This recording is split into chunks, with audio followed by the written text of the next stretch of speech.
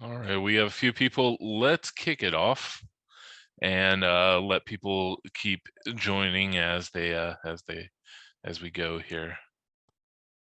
All right, let's flip to the first slide.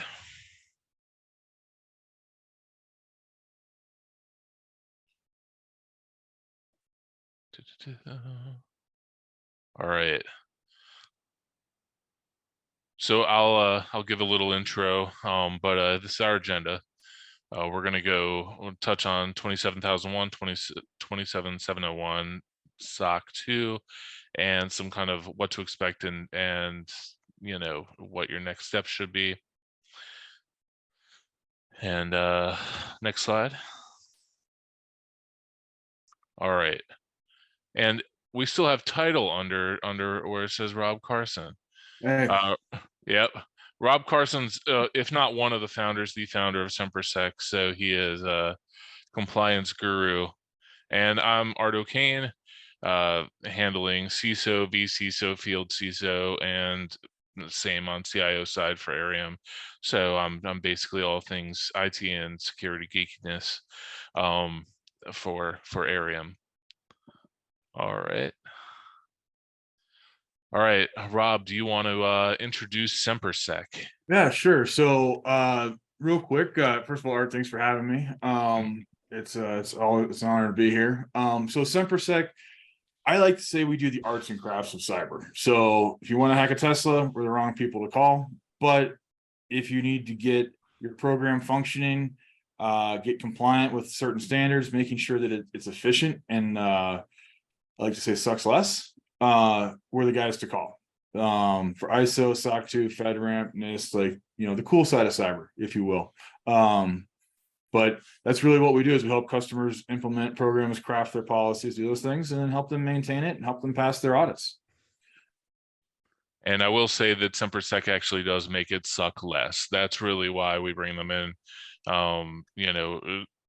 Why fight through the pain of compliance and audit prep when you can bring in somebody who does this all the time and actually likes doing it?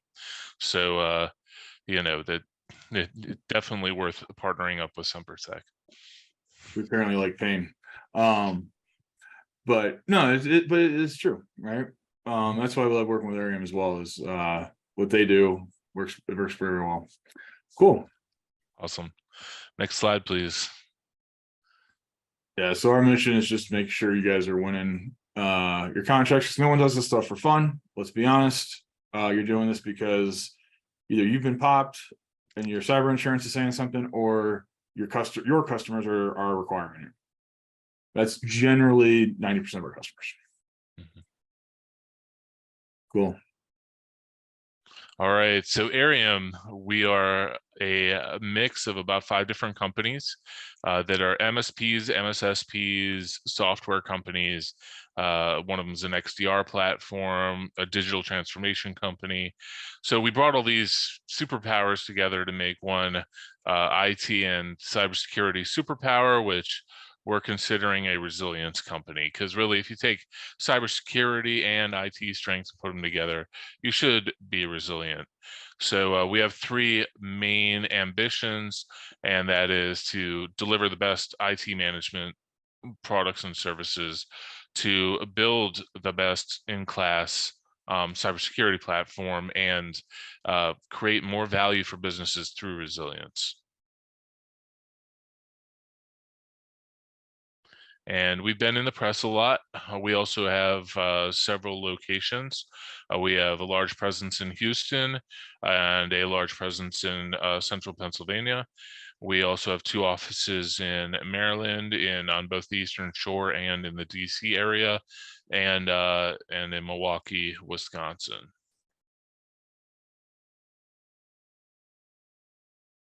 All right, Rob.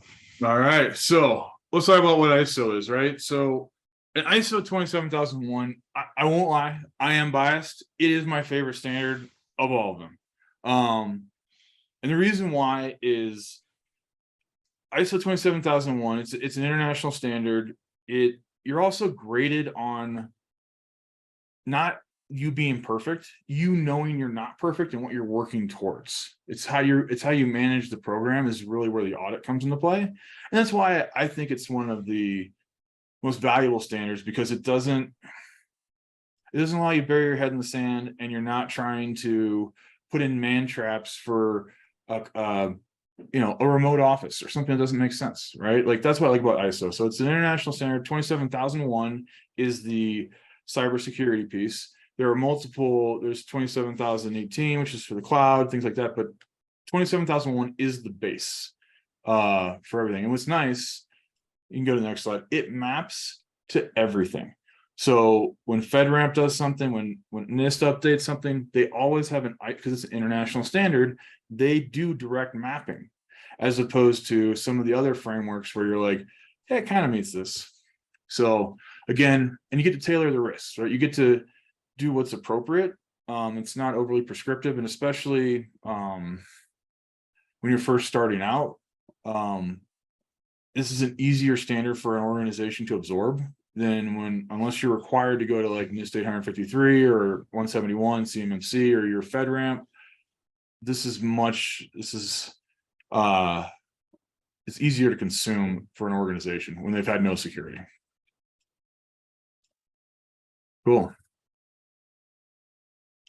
And the breakdown, here's what you need to know about ISO, right? So you're going to go through an audit, right? So you have the 10 clauses, you have 93 controls. It's really not even 10 clauses, because the first 3 they're just really like boilerplate stuff. But that's what you're graded on. That's the thou shall part. That's making sure you have a frame for your roof. I mean, Art, like, have you ever seen it where somebody rolls out their acceptable use policy, but they've got no plan on what they're going to do to enforce it, train people? Yep. And it's a boilerplate, and they've never actually read it themselves. Yeah. Yeah. And that's one big risk for whatever you're doing out there, whether you ever use Semper Sec or not. Downloading templates off the internet and doing find and replace is a massive liability, because like it sounds good, but if you don't do it, it doesn't matter. Right? But absolutely, right? Like, so you got to have that framework. So how are you going to audit this process to make sure it's functioning? What are you going to do when it doesn't work? How are you going to write your documents, your policies, so they're consistent? And one recommendation for anyone starting out a program out there: work with marketing. Whatever font they like Trillium 11, Courier New, who cares? Work with their branding, and now you have an ally. You've made your first ally.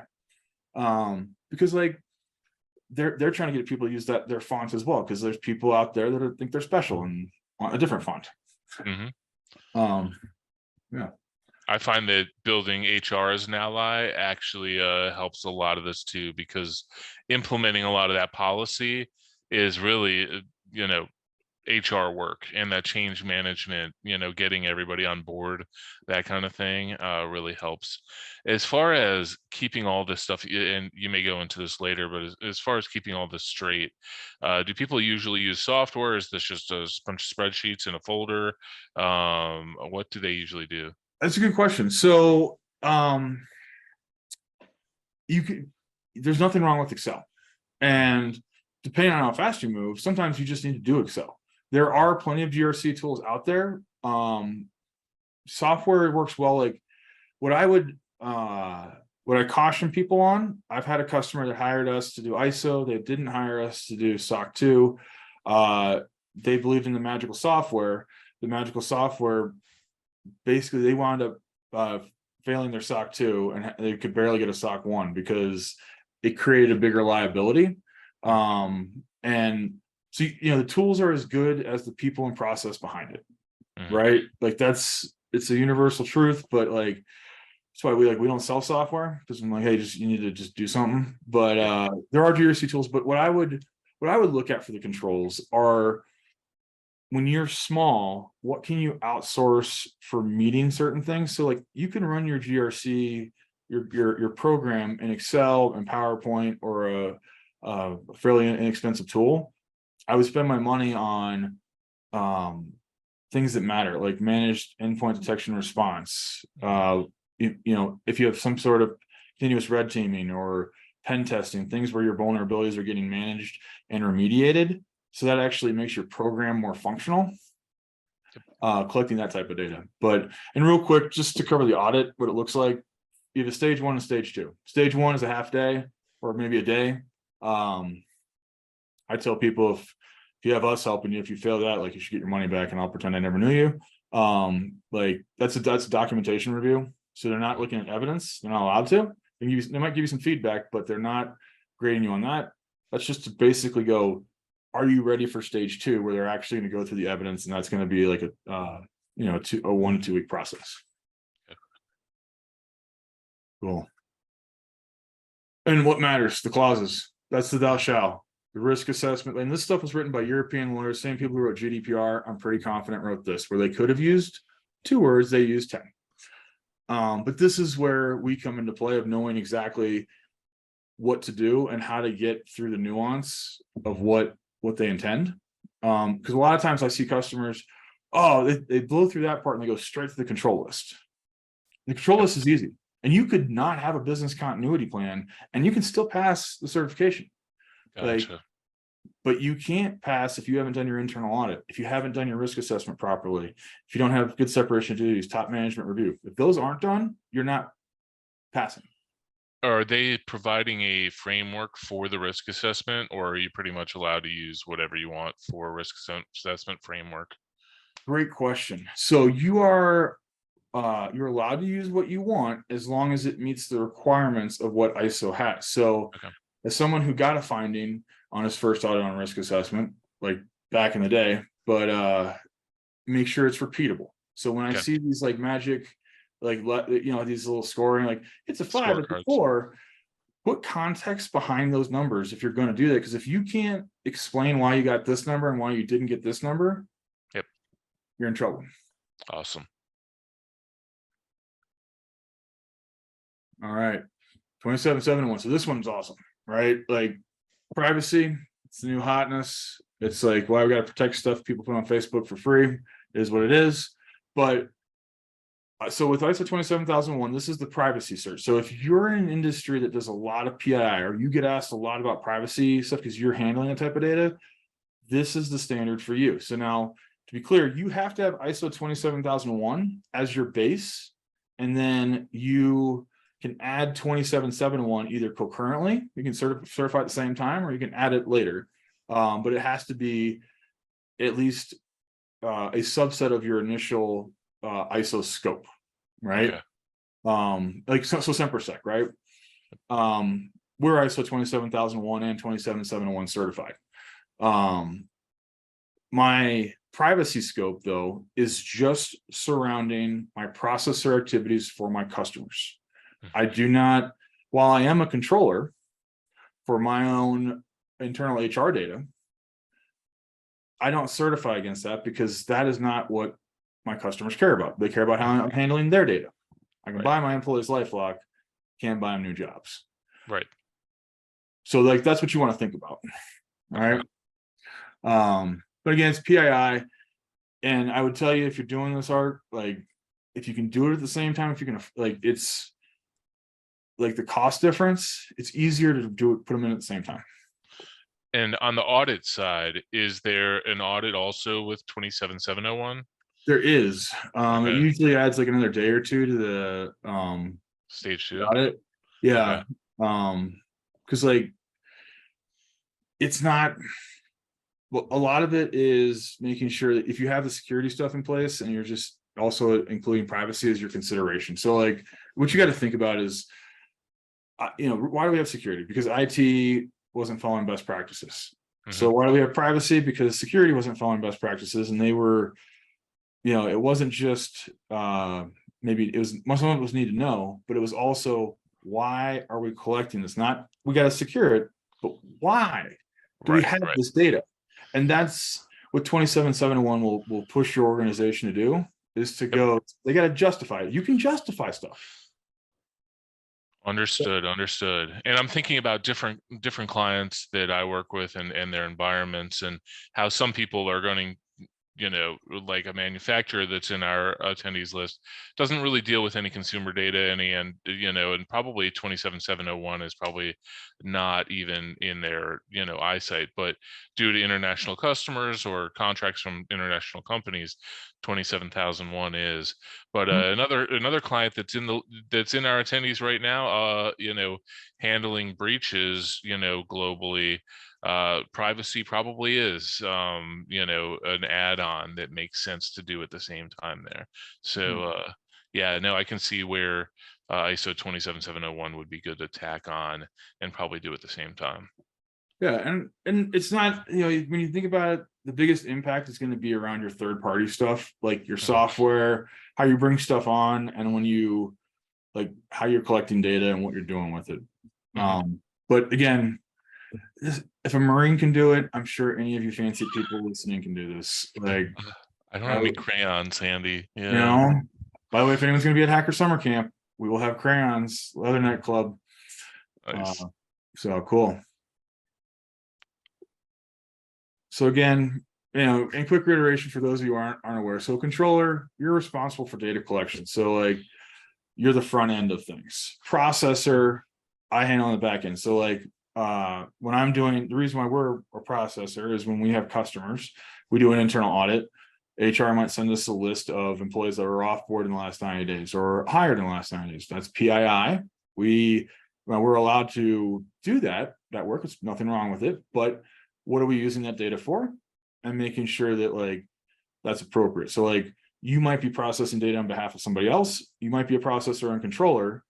The question is do you need to certify both or not? And that's a discussion that's an individual discussion. But there you go. I got some stuff about the gram. The gram, yeah. Trying to be hip. So parallel, like we said, and that's the scope piece. That's the biggest piece you need to know about it.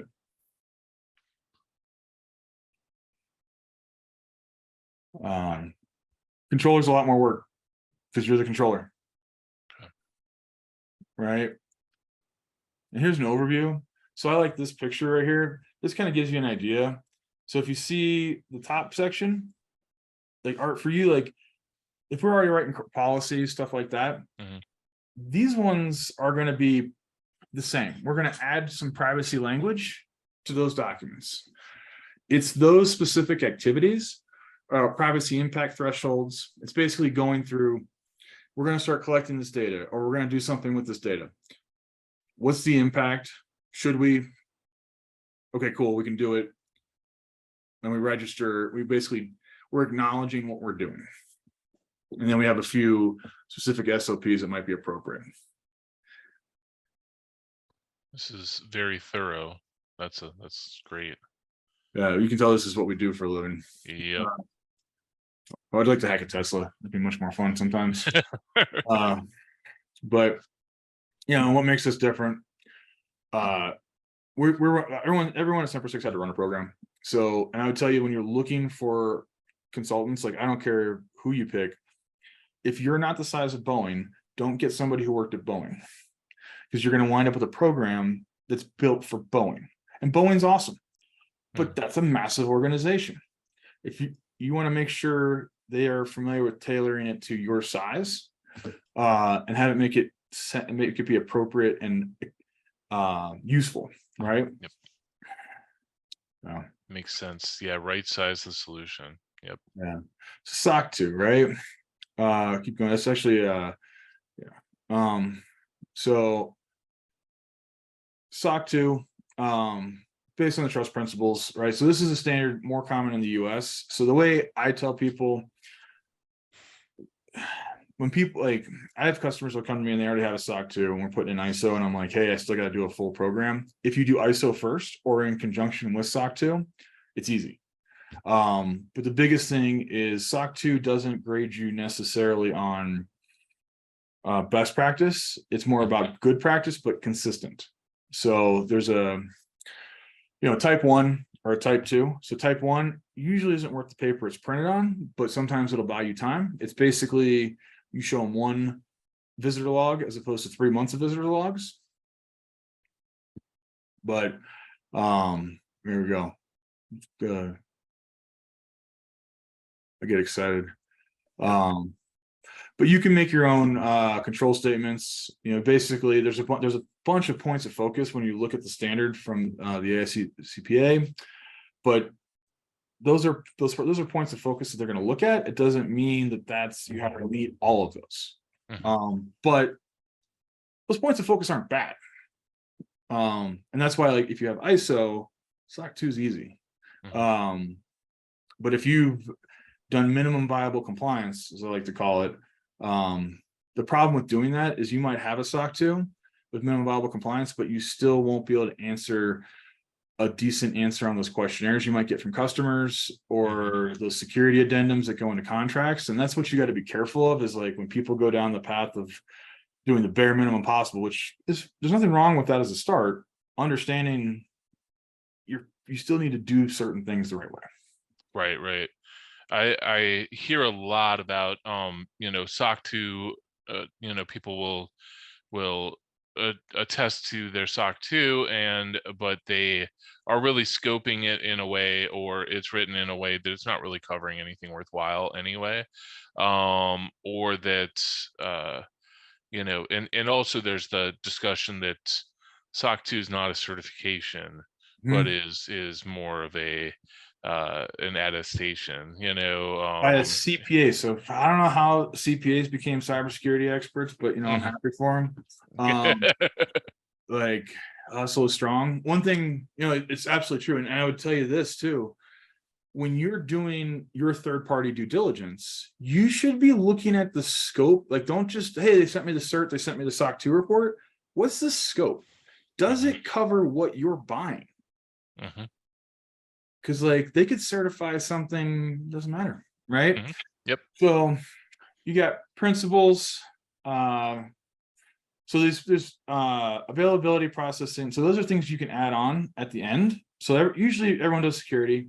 Adding confidentiality is fine, but your first round with SOC 2, I tell people don't go nuts with the other pieces. If you haven't done anything, and that's where I like the ISO side. That seems to resonate more in the market. It's the closest thing to a GDPR cert for ISO 27701 that you can get. But you have your focus and control. It's renewed annually, so you have your audit cycle. So the first one, if you do a SOC 2 type 1, there doesn't need to be a monitoring period. Type 2, typically you need to have at least 90 days.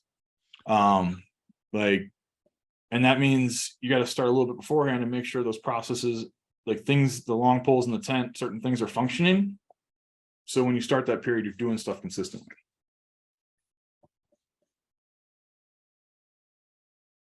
The principal security, you'd be doing that anyhow. Availability, you'd want to add that if that matters to you. And these are, what's nice about these principles is like adding these additional criteria. They're useful. It might be appropriate depending on what you do. So consistency and making sure your stuff is accurate, right? So don't write down, if you're a security purist, that's great. You're better off writing down what you actually do. I don't know. Have you seen it? Like, what I tell people is, if it's like a tree fall in the woods, but no one's there to hear it, did it really happen? Right. Yeah. So what he's saying is don't draw attention to stuff as saying, okay, I do this, if you don't really do it, because then you'll fail that part of the, if you didn't list that control, then you wouldn't be failing that. So only list the things you actually do. Yeah. And you can prove, right? Yep. And a lot of times people got to figure out how to prove stuff. Now this is where you got to get creative, right? There's ways to do it that non-standard. I have recorded, like somebody was doing an access review and the auditor didn't like something. I was like, all right, fine. So the person just put on Zoom, recorded her session, went through and did the access review. Here's proof that we did it. Like there's creative ways to get credit, right? So it's like, what are you doing and can you prove it? How are you going to evidence this? Right. And not just an this is very important for anyone listening on any of this stuff. The audit record is not your inbox. I'm gonna say it again. Audit record is not your inbox. You are setting yourself up for failure. Right. Just throwing it out there. You should be logging it somewhere else other than just keeping an email. Yeah. People get sick, people leave. All of a sudden, you don't have things like, yeah. Yep. Good point. So what do we do now? All right. So levels of effort, right? So this is what to expect. Okay. So when you're putting in a program, if you're using a consultant, if you're not using a consultant, doesn't matter. Your IT stakeholders, we're gonna need them on the front end a little bit, but we're gonna need the non-IT stakeholders more, because we gotta make sure the program, and this is what I would make, this is important for whether you had Semper Sec or not, right? You're building a program for the business. Security does not run the show. So having the stakeholders that are outside of IT, part of that process is very important, getting their inputs and making sure that you are not going to break them. This is key. So as an MSP and MSSP, we get asked a lot, clients will expect us to be their compliance. Like, hey, you're handling this for us, right? And no, we're not. I'm handling some IT controls, but beyond that, the rest of it is driven by the business. And that's where that disconnect is with a lot of people's thinking. Okay, they're just thinking about the technical controls, the SIM, the EDR, the things, the MFA, things like that, but they're not thinking about the whole rest of the implementation, the whole rest of the program that supports that.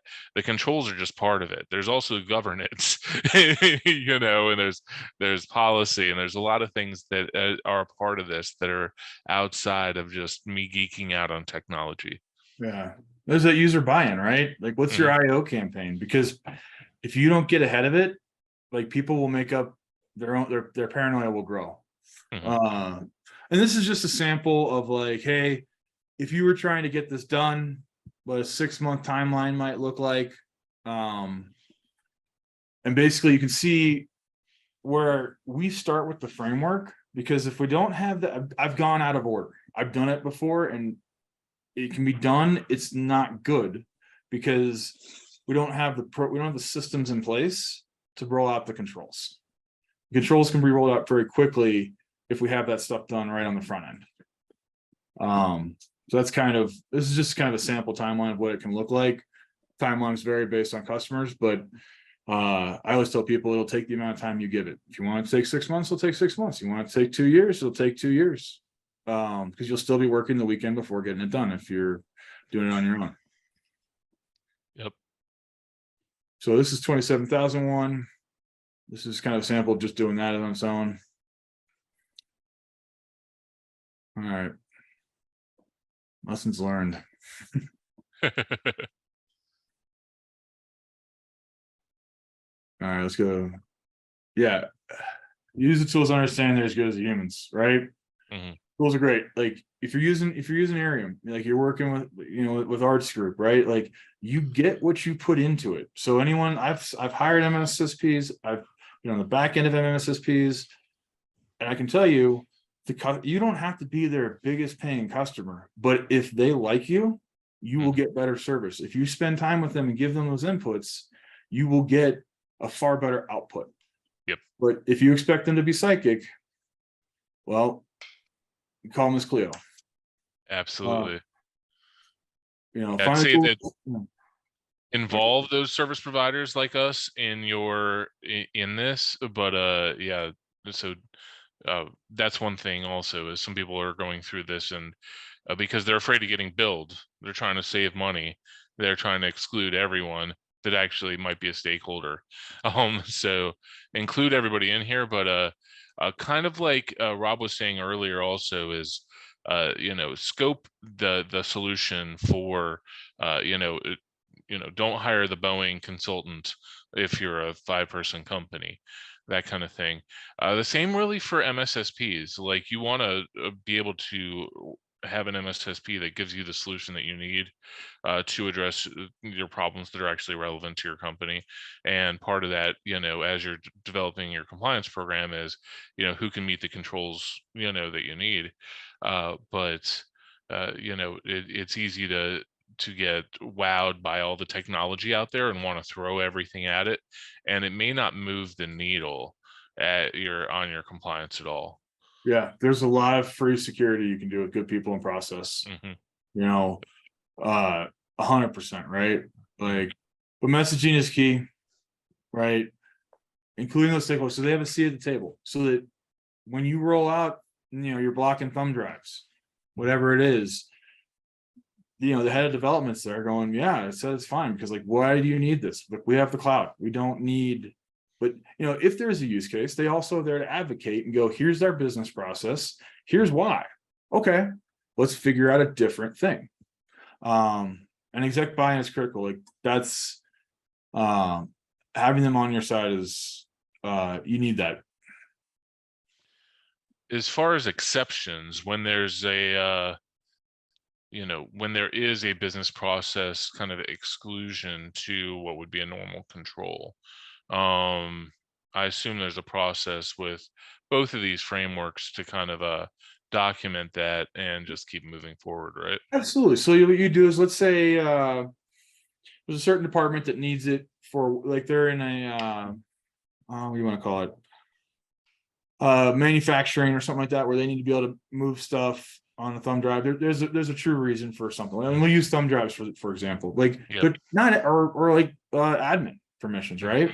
Not everybody needs it. So like, let's narrow the scope down. The people that do, okay, now what data are they handling? That's the other piece too, is writing your policies and procedures based on the risk, so that the level of pain is commensurate with the risk. So that's how we make it suck less, is if it's marketing stuff, I generally don't care. Like, so that way you're moving fast through risk assessments for their stuff. You're just boom, it's probably not that big of a deal. So if marketing needs thumb drives, maybe you don't care, because they also don't have access to like the stuff that's gonna like get you sued, right? Yep. So not as big of a deal. And that's what you got to think about, is like, when you're writing that down, it's like, okay, what are the rules? And then, like, let's say it is somebody's handling super secret ninja data. Okay, cool. Maybe we get them encrypted thumb drives. We turn on certain features, use some technology for that. Like, there's totally, and that's the thing, is like, it doesn't have to be all or nothing. Yep. Make it appropriate, and that way people will buy in too, because they'll also stop wanting access to things they just might need, because they realize this sucks. The rules suck. The more the higher up the classification scheme I go. Yep. Yeah, weekends and nights. Like, that's how I did it my first time. A lot of weekends and nights getting ISO done, or bringing a third party to help you out, right? And they're also, I hate to say it, I used to hate this all the time, but the consultant will say the same thing you've been saying, but they said it and they're brilliant because they're the consultant. And like, don't be afraid to use that. Pitfalls, magical tools, commitment, humans, right? Done in the silo, right? If you're not getting that feedback and the requirements, it's a big deal, right? And those limitations, like, there is only 24 hours in the day. I have tried to make 30 and it's just not there. Me too. I feel like those first four you just read, anytime I've gone through any kind of initiative, whether it's rolling out cybersecurity strategy, or a compliance initiative, those four have bit every time. Yep.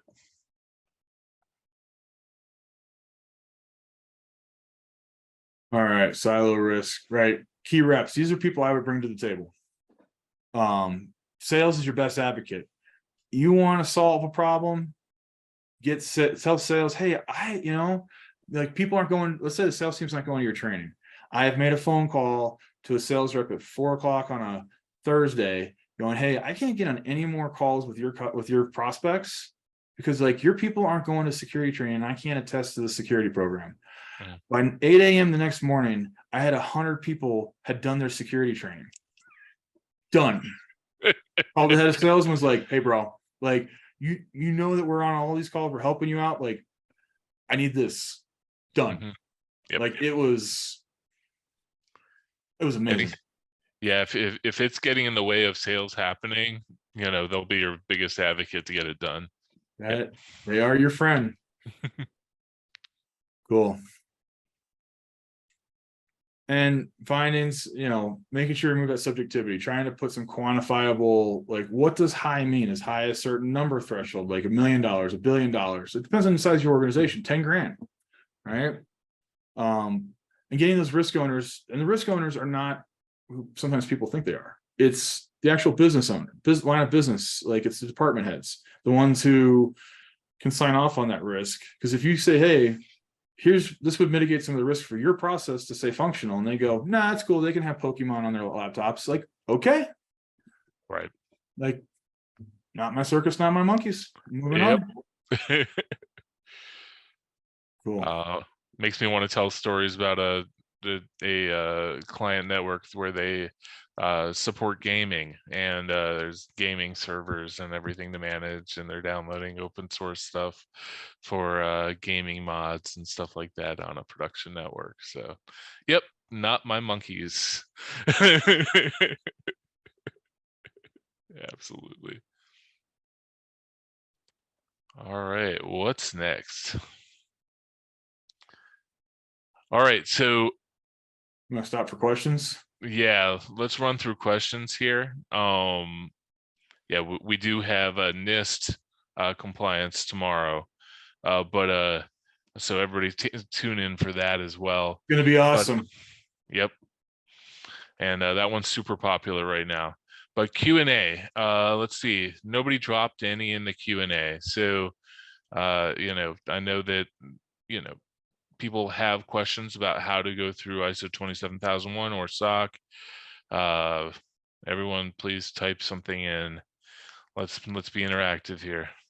Anything you need to know, you can play Stump the Chump if you want. But yeah, and I would just, as those words of advice, the audit record is not your inbox.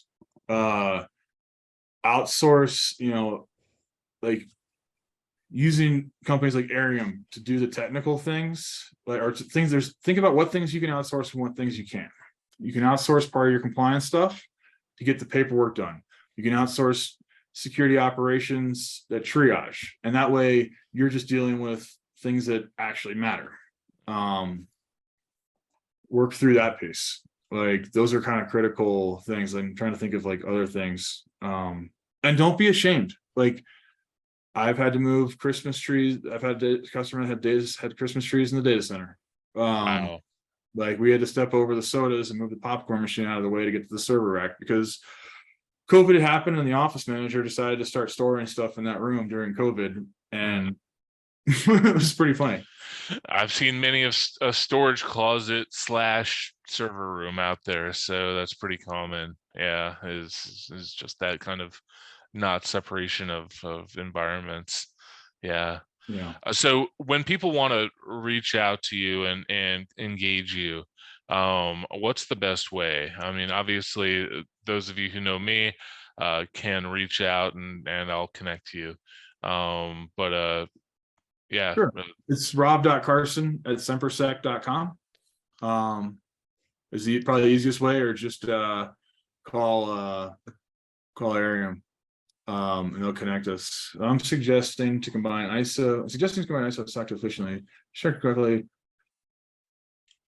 Good question, Jim. Right into the trust criteria, so I can roll it out.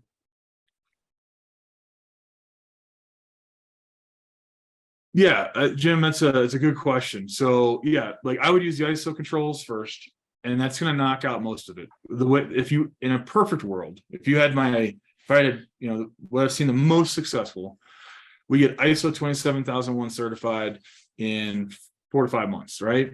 We start our monitoring period right then, and we go straight to SOC 2 Type 2, because now we're tight, we're consistent, and what we do during the monitoring period is we continue to maintain our ISO program, and we do some of the busy work, is what I call it, the stuff that's not really as much security stuff that's in SOC 2. We do a few of those activities during that time period, but you're already maintaining your program. Right. That's So you're just monitoring what you started to do as ISO 27001, and then you're doing the busy work and the paperwork for SOC 2, but you're already monitoring in that You're already process. So doing everything. You might yep. be doing a more of a specific fraud assessment, or Mhm. putting in your ethics hotline, dealing with a few little of the nuances, but you're basically going to be set, and then you have that confidence to go into that monitoring period so you don't get auditor opinions. Because the difference is like, in ISO, findings are your friend. Like, getting some minors is not a big deal. You should expect them. But in SOC 2, we don't really want auditors' opinions. We want them to go, yep, they're doing what they say they're doing. Moving on. And that's the tightest way to do it. You can do both in parallel, but and the other way to do it is to start your monitoring period right after you do your internal audit for ISO. Is the other, if we need to move faster, that's the other opportunity where you should be pretty tight at that point. Are you a CPA? I am not able to issue. I'm your battle buddy during certification. So we sit there and help answer the questions, either as you can call us your compliance, virtual compliance manager. You can call us whatever you want. I don't care. Or if we're just as a consultant, we'll Slack you, Teams you, whatever. Tell them this if it's not appropriate for us to answer. But yes, we sit there as your battle buddy during certification. We do not do the attestation, but we can do your internal audit and all those things.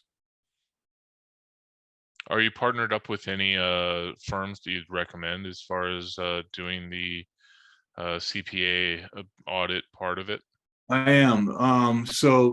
And we work with a few. One of the ones I like the most is Align. The reason why I like them is, for a lot of our customers, they wind up having to meet multiple compliance standards. So because they can certify everything from SOC 2 and ISO to FedRAMP, I can do combined audits. And we've had audits where I've done a SOC 1, a SOC 2 type 2, ISO 27001 and 27701 all at the same time. Now I might have 2 or 3 auditors on the phone, but this way I don't have to answer the question 4 times a year. I can just do it in one kind of fell swoop. Mm-hmm. Makes it more efficient, less churn